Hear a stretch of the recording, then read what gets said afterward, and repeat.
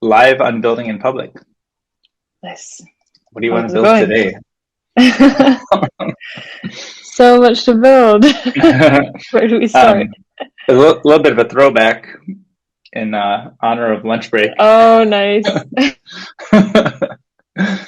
That which is old is new. That which is I new is have my old. little mug of oatmeal. Ooh, that sounds good. Yeah, I didn't get a chance to do a proper. We ended up building in private for a long time this morning. Yeah. And so I sort of barely had a chance to take a quick break to grab a water and some dried mango before hopping on Building in Public. But I think we're talking about maybe keeping the session brief today. We got a couple great guests scheduled for tomorrow. I think we're going to Yeah. learn about Pico and Varda, which both look Yeah. interesting. We had So a excited. busy day yesterday with A lot of both highlighting to do. Read TV and Pesto.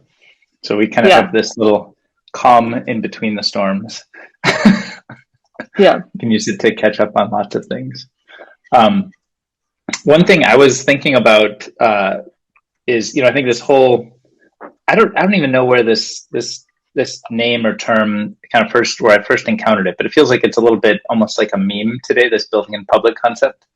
And yeah, one of the things that I think is a tool that helps people, be more public about what they're building and be public earlier is some of these communities. So we've talked about, Product Hunt historically has been quite a hub for this. And I think, Shipping Fridays is kind of another one that's, semi-public. It's a private community, but mostly open, I think.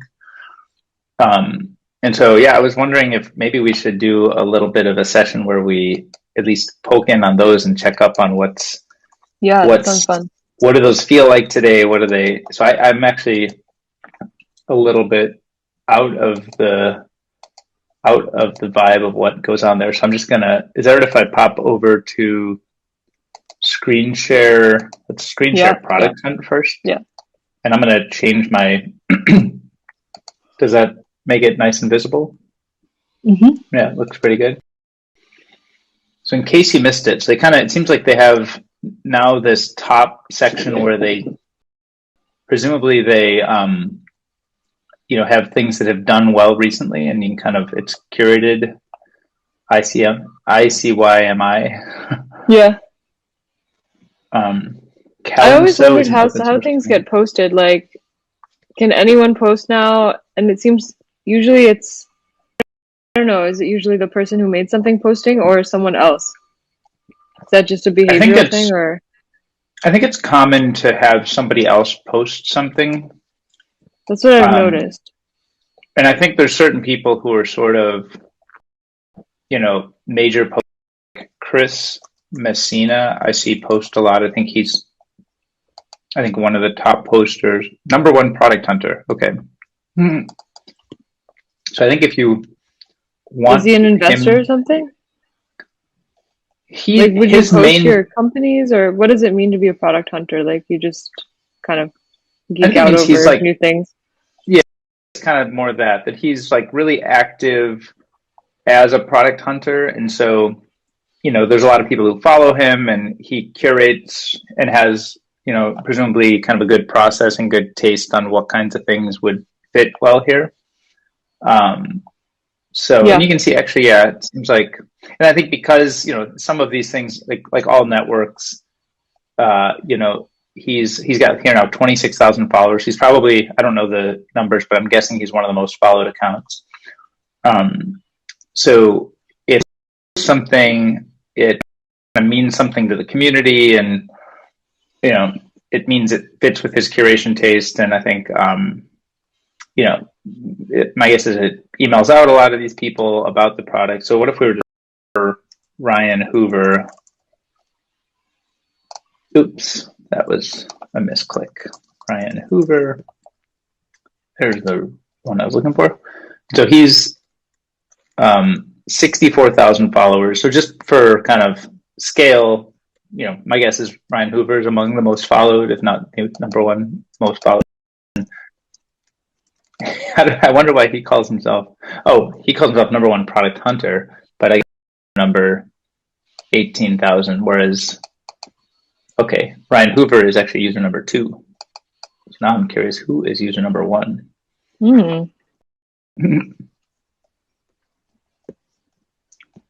And now I'm curious, what is my user number? Okay.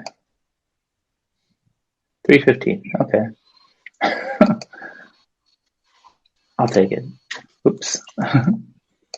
It's funny, I just made an account for the first time, and they're onboarding it. One of the check marks says, I am aged 16 years of age or older. It's like you can tell when someone coded this who didn't necessarily live here. I am aged. Yeah. Yeah, I think actually they were one of the early ones to do very distributed team stuff. So I think they probably have the world, probably pretty different. Cool, actually. Yeah. I see FigJam on here, and I give that an upload. Yeah. Oh, funny. So the last screen of onboarding. Yeah. Oh, just the last screen of onboarding has like as well. It's kind of strange. Like ads like for what? Just for some random. I closed out of it. Some like random product. But okay, now I'm on the homepage too. So FigJam. So now I can upvote what I think is cool. Yeah. So I'm impressed that this Alpaca Broker API is ranked higher than FigJam. It's like, really? What is more interesting than FigJam that happened in the last day? Launch your own commission-free trading app. All right. Wow. Oh, and this is the hunter is Heaton. I know Heaton is actually also a big product hunt guy. So he's 45,000 followers. So he's actually bigger audience than Chris Messina, who considers himself #1 product hunter. But it looks like maybe Heaton's influence here is helping with this Alpaca Broker API thing.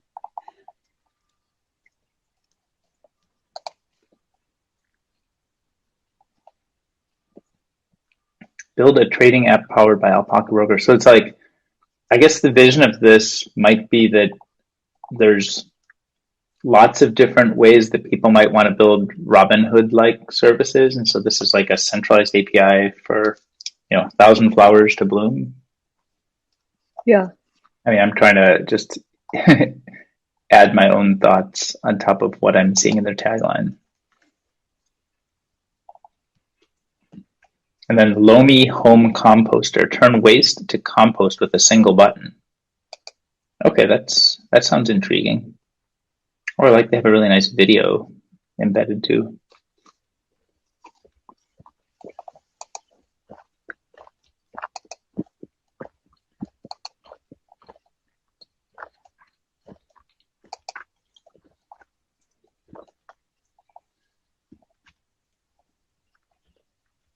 Oh, here's a promoted. So they actually do, you were talking about ads. Yeah, I've seen those. And this looks like they're trying to collect email addresses and you can click subscribe.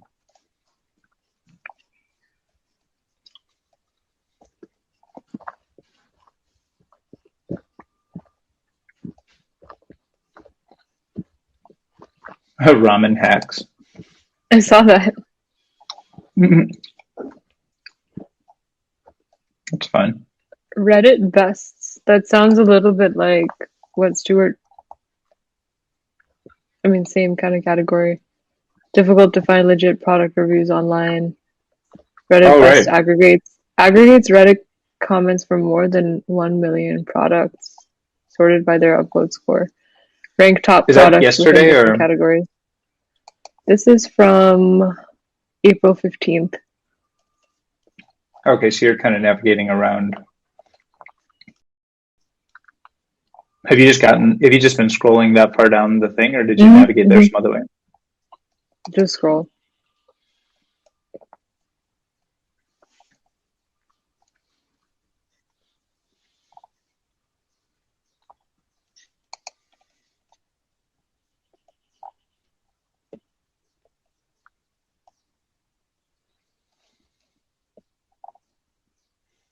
Framer app. Have you ever used Framer app?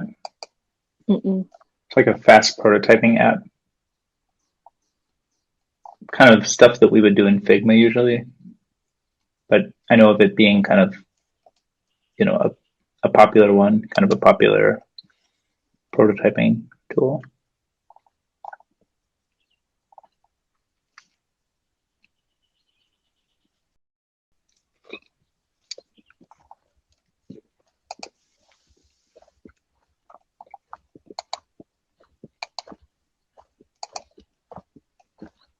What is their ship?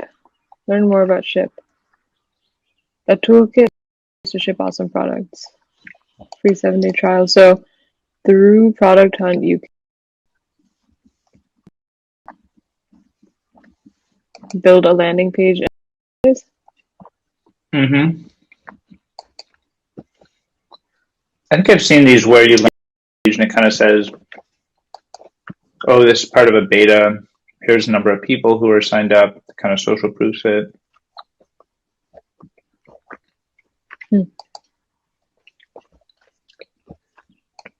Kind of like a launch rock, kind of that concept of launch rock.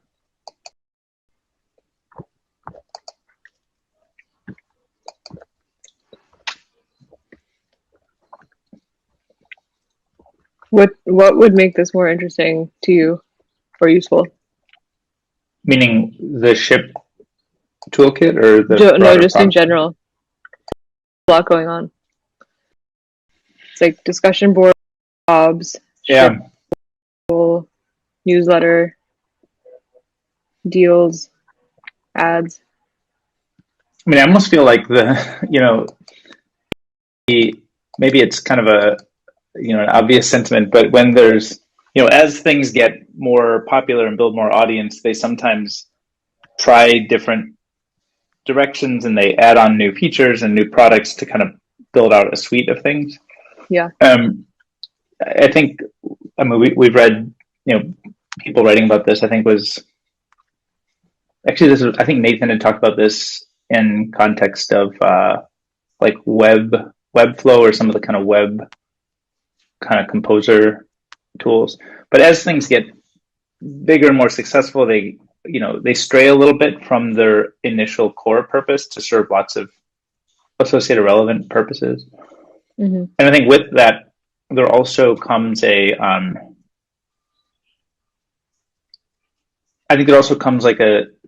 a sense, like the core premise gets diluted a bit. And so I think what would make it useful to me, I think I would like the original version of Product Hunt back where it's like 1 email per day and it just has like the stuff that I might be interested in. Mm-hmm. And I can engage or skip it and it just kind of shows up in my inbox. And I think if you do the simple version again, you actually get like a different set of paths to explore. So just because it's top of mind, read.cv. It's like a product I've been excited about. I learned about, a week ago, and we talked to Andy yesterday, and I'm like really excited about that. It feels like it would not be the kind of thing, like I sort of stumbled across it on Twitter in like a wild, haphazard, organic way. It wasn't the thing that was like a launch that was like, voted number 1 by a community of people who are like intensely looking at these things. Yeah. And so I think there's like, headwinds and tailwinds. Like you sort of get the intensity of a Product Hunt launch is a certain thing today, but it feels more structured than wild. We sort of talk about these things being on the spectrum of like highly optimized and institutionalized and then wild. Read.cv, I sort of bumped into it in what felt like a wild way. I mean, I don't know if they have done a Product Hunt now. I'm curious if they have. So I searched for read.cv and I don't see it there. Did they not? They might have. They did. They did announce the Pages product today on Twitter, I saw. But at least when I searched for read.cv on Product Hunt, I tried read.cv and read.cv, and I don't see it here yet. So I think if, is to answer your question, like what would make it useful to me, I think it would be like, if I got an email once a day at most, but some days nothing is fine. But I get an email at most once a day, and it's like, DK, we really think you would like to know about this product that is not known yet. Mm. I think that would be that was kind of what early Product Hunt felt like. And I think because of, scale always becomes a challenge to do that the same way, because I think, some of the oh, did you find one? Mm-hmm. Oh, there it is, yeah. Oh, I guess read.cv is the wrong way to search for it. It's called CV. How did they do in the ecosystem? I'm wondering. So Jason, I'm just trying to triangulate. So upvote had 297 upvotes. I'm going to give it an upvote now. Jason Briscoe is the hunter. Andy is the Ryan product Hoover designer. Commented on it.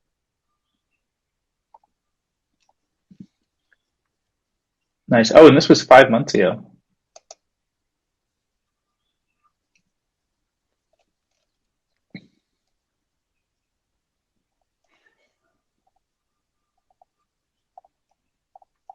Mm-hmm.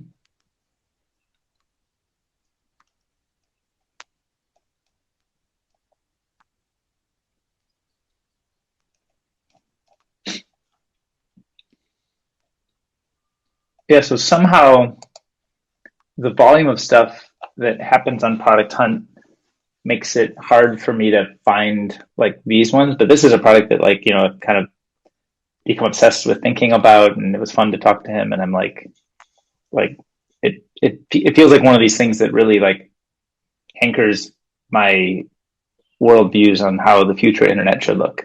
Mm-hmm. And somehow I would want Product Hunt to showcase that to me with the reason that I should care, but only send me the one thing I might actually want to care about versus okay, here's the 10 things that were upvoted today or whatever. Which is, I think it's fine. It's like a different game in a sense. It's it's a volume game versus a kind of a hands-on. I almost feel like somebody, now that we're talking about this, I feel like somebody should just start a newsletter, that's one interesting product. And maybe it's only, the frequency is once a week. Mm. Yeah. Or less. What is Product Hunt's newsletter? I wonder what they use that for. You can see.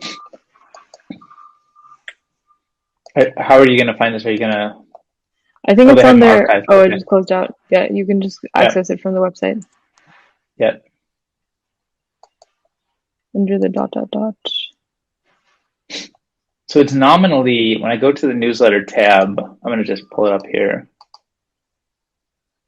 Chrome tab, newsletters, Product Hunt. Can you see it now? Yeah. Okay, so nominally, Product Hunt Daily, a daily digest of the best of Product Hunt created by your friends. I'm not even sure that I want friends curating. I think I want the best curated by people whose taste I like that may or may not be friends. And I think this overpromises a little bit because this is Paul Graham, Ryan Hoover, Sam Altman, Ben Horowitz, Jack Dorsey, Kevin Rose, Fred Wilson, Naval, Chris Sacca, and Dave McClure. So I recognize all the faces, but I don't know of that list. My guess is Ryan may still be active. Yeah. But I'm not. I think all these people have accounts, but I'm not sure if they're active enough that I feel confident that I'm going to get stuff. They're actually writing this or curating this. Yeah. The link isn't as clear. Yeah. Right. So I look at Daily Digest. Let's see. Yeah, each day there's a thing going.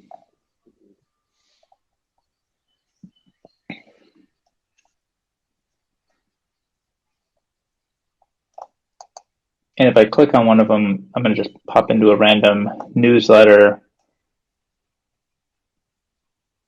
So there's actually some nice editorial here that kind of presumably should help people get more, it's more considered explanatory narrative than just like, here's a link that got a lot of upvotes. So I like that aspect of this. I'm just gonna click around on a few here.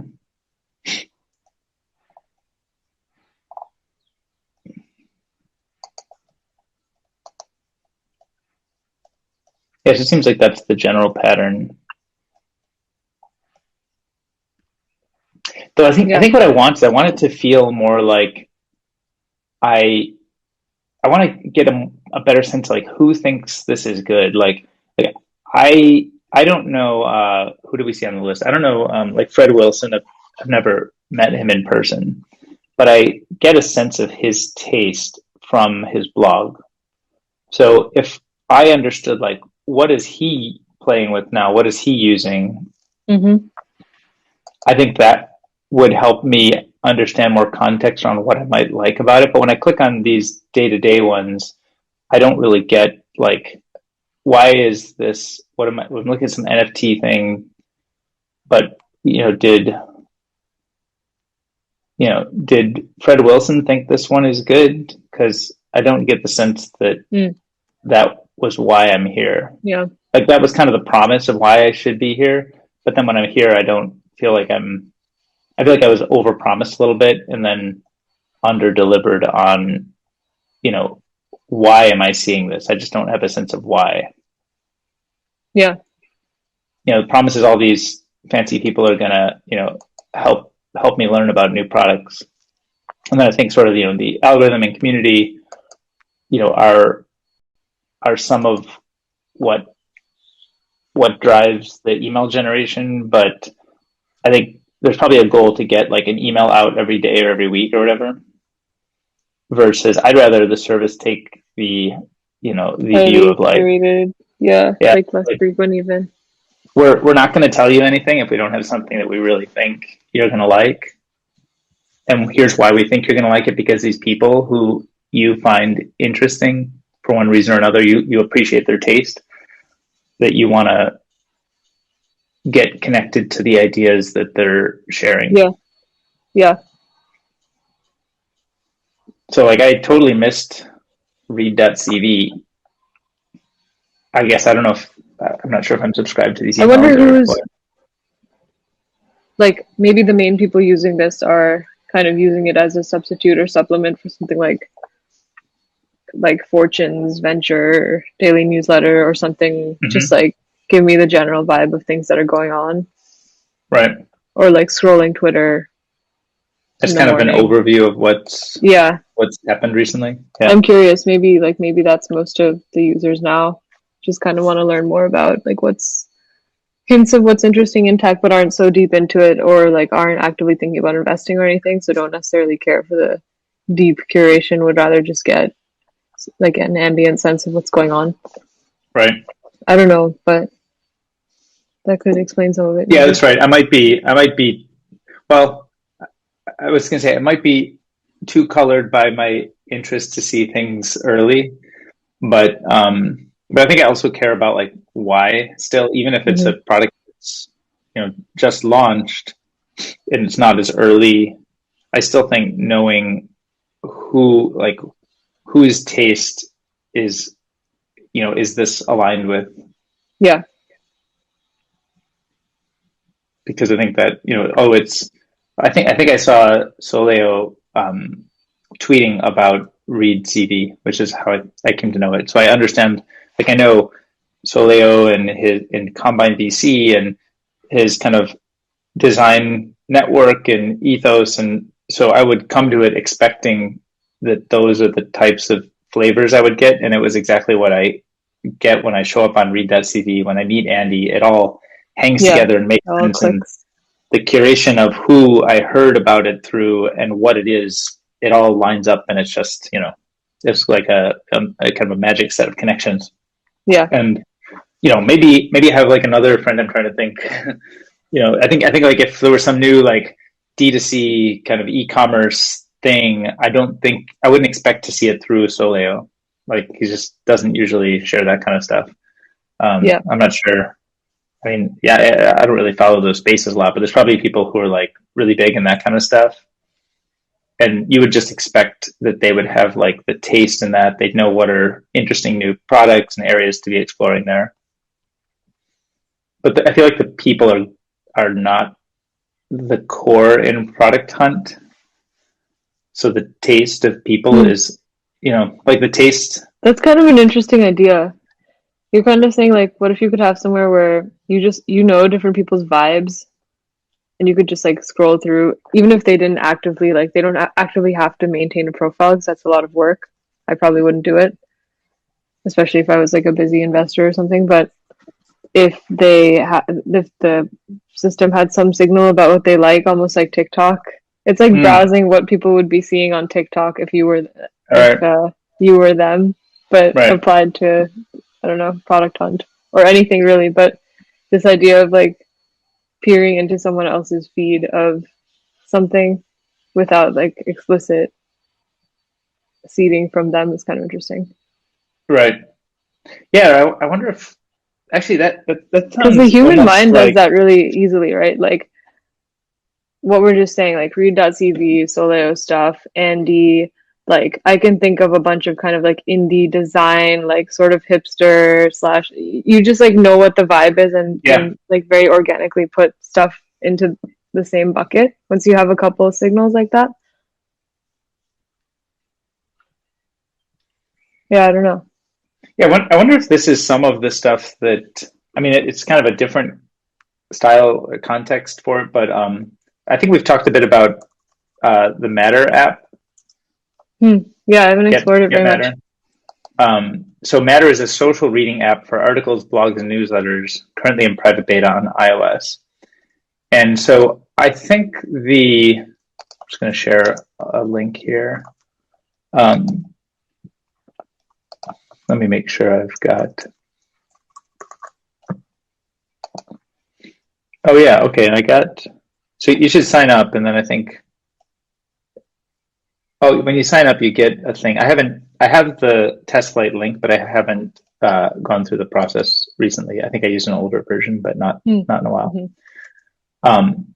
But my understanding of this service is that it's kind of like takes a bunch of links that are happening in the network, and then I don't know if it's some manual curation, but it becomes like it sort of aggregates all the reading that you might want to do. So it's something of a combo of like maybe, I don't know if you ever played with the old Nuzzle product, but I think that is part of the kind of historic lineage of thinking. And then I think Pocket may be another kind of influence on it. And then it's also very, very narrowly curated, so it's very useful to people. So you look at like on the landing page, it says Interintellect, Progress Studies, and Long Now Communities. Click here for early access. So it's very like niche. I mean, I think the idea of Matter is very, very horizontal, but in a sense, we talk about these horizontals versus verticals, and the template, the niche of Matter is these like Interintellect, Progress Studies, and Long Now, which are like very, very focused type of person who cares about those types of things. They're not like mass media, audiences. Yeah. So I wonder if you were to take the concept of what's happening in Matter, and if you could, instead of just show me the blogs or something, maybe there's like another type of filter, which is like show me any new products or new like services that have been shared by this curated set of people who are using this tool in this way. Yeah. I mean, it's always a tension between like, doing things that can work at some scale, and then doing these like hand curated things that get the ball rolling to make it good enough that it can someday achieve scale. And I think there's a constant tension between those two. Right. I wonder what's the most extreme example of like something that achieved a lot of attention and scale in terms of like at least eyeballs on it, but remained like super, super curated and focused. Maybe more in media, you might see something like that, or like content creators, but I don't know about products necessarily. Yeah, I mean, when I think about that kind of prompt, I'm drawn to kind of ask the question, what is the product doing that enables it to kind of structure people's experiences to be what they actually want and what's like unique and still feels personal.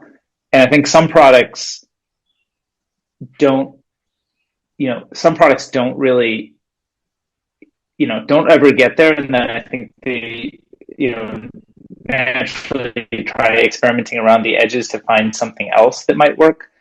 So I think like, take a product like Facebook.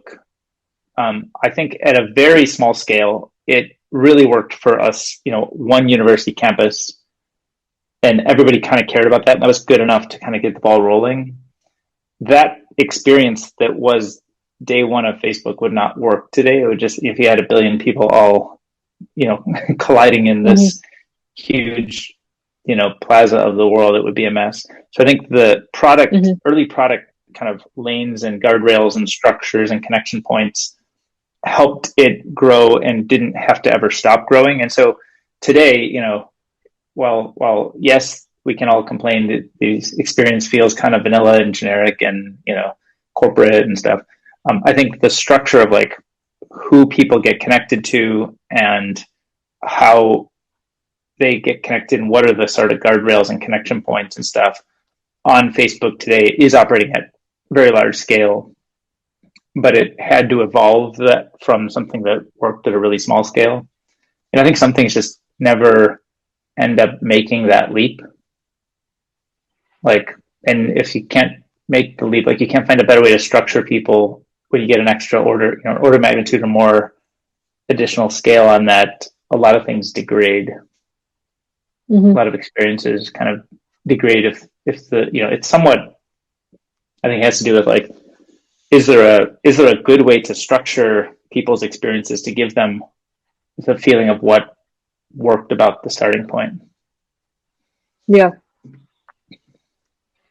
I think Snapchat may have done a pretty good job of this because the starting point was so messaging oriented. It was actually relatively easy. I mean, the mechanics, those guardrails and messaging are very obvious. It's like help you connect to the one person you want, now the 3 people you want, now the 5 people you want. And there's really natural ways to, I think, grow while keeping the core knitting of what that first set of guardrails is, because it's so utilitarian.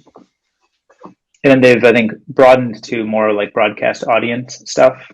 Yeah. Which you could argue like is, well, I mean, it's usually hard for messengers to do such a thing, but I think given the like open to the camera first, the create flow of what Snapchat is, I think it actually made it a more natural gesture. So yeah, maybe there's something in there.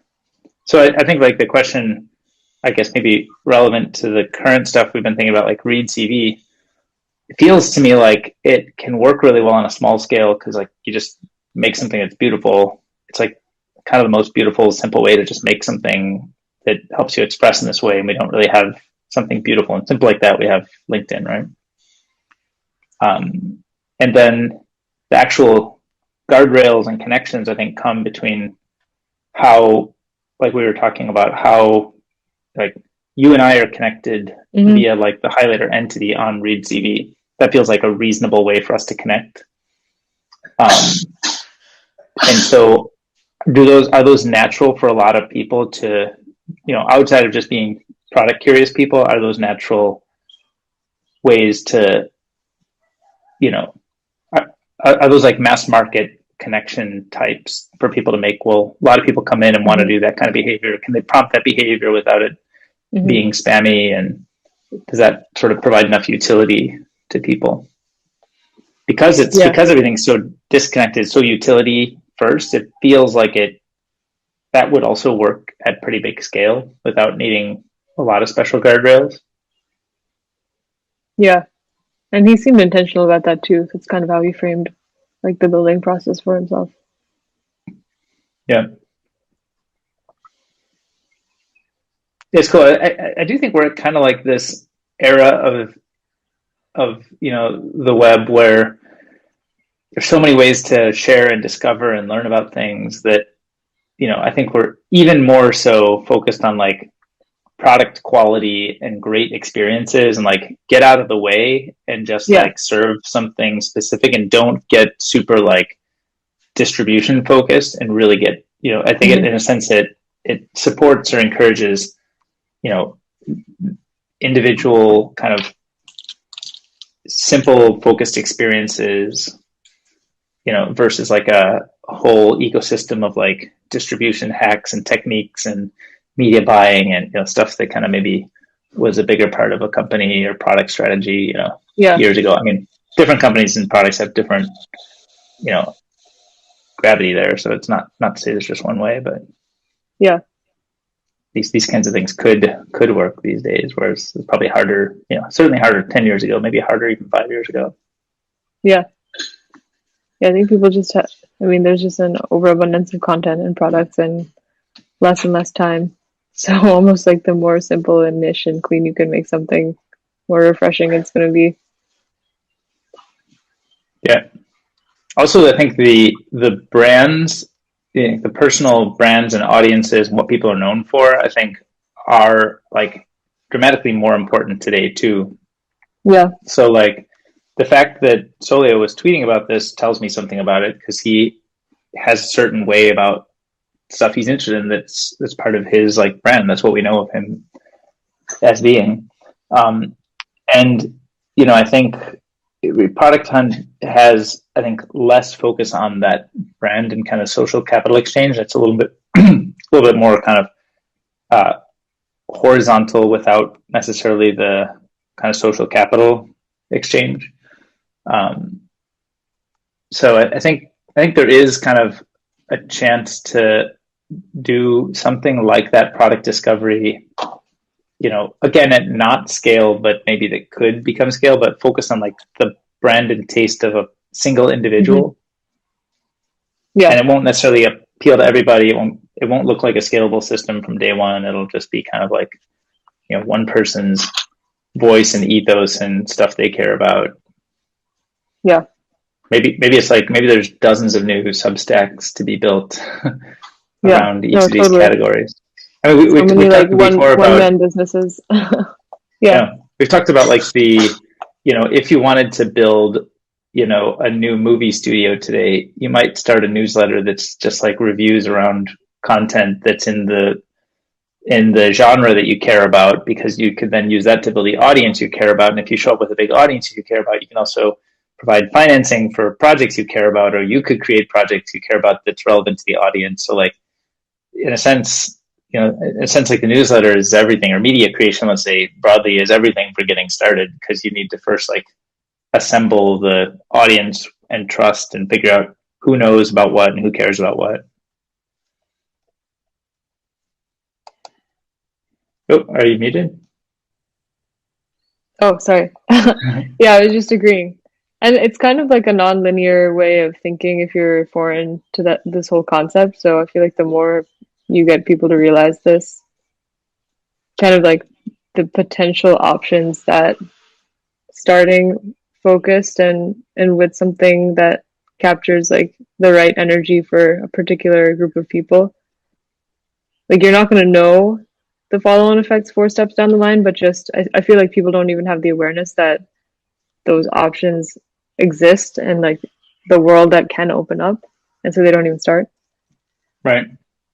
Yeah. Also, I think Jen and I were talking about this in the last few days about how the kind of expectations that people come to a project with when they come from a larger kind of corporate environment relative to kind of the, I don't know what you want to call it, indie maker, hacker, small startup world are like vastly different. And, if you're doing something that's new in the world, it almost always helps to at least understand the patterns and why things work the way they work and why people do things the way they do.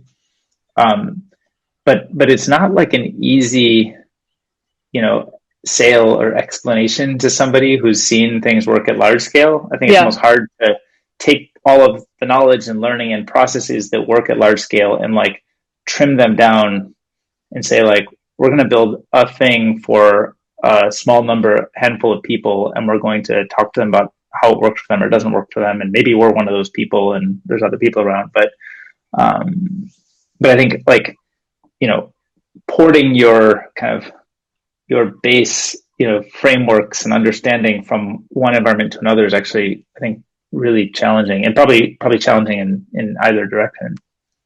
Yeah.